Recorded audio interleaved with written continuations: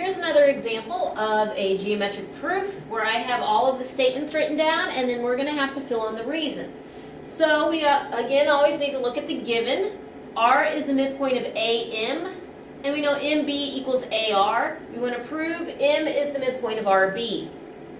So again, the main thing, as I keep stressing, is you have to know what your vocabulary means. So R is the midpoint of AM. One of our clues at the beginning of this lesson was we need to look and see if there is a vocabulary term in our given. And in this case, a vocabulary term is midpoint. Now also don't let me forget reason number one. Of course, it's always given. This was our information that was told to us that we know has to be true. So for my next statement, because midpoint is one of my vocabulary words, let me make sure it does match. If R is the midpoint of AM, my next statement here is AR equals RM. So does AR equal RM? Does that have to do with being a midpoint? Yes, it does. So my reason 2 would be definition of midpoint. Then from there I have the statement MB equals RM. Well, we're looking at MB here and RM there. Well, not sure where that came from. So let's look at our proof. What we want to do is we want to look at the equations we had beforehand. We had MB equals AR and AR equals RM.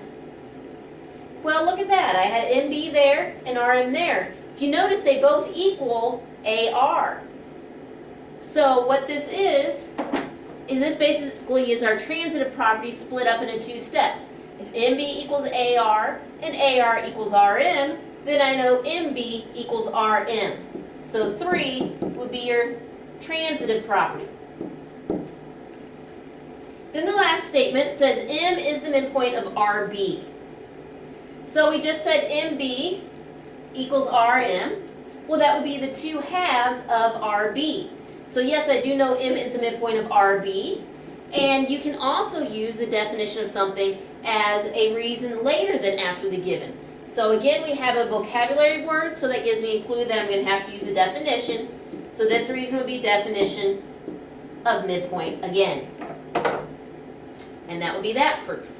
So a way that you can use transitive property to put 2 equations together as one to equal what you want it to. The last proof we have here has to do with angles. We know BD bisects angle ABC. So here's angle ABC. And we need to make sure that says angle ABC. As always, first reason is always given. So you should always be able to at least get that statement. Now next one. It didn't give me a statement, but it gave me a reason as a definition of angle bisector. So again, you do need to know what it means to bisect an object. If you remember, that means to cut something in half. So what we're going to say, if I cut this angle in half, just like the midpoint before that we had the 2 segments were congruent, we're now going to say the 2 angles are congruent, the 2 halves. So angle 1 is congruent to angle 2, and that's going to be by your definition of angle bisector. Now here's a new reason for you have not seen before. Definition of congruent. We know congruent means that we have same size, same shape. So we know they are equal. So all definition of congruent is I'm changing my statement from angles being congruent to showing that their measure is equal. So these 2 statements are going to look exactly the same, just one has congruent, one has equal.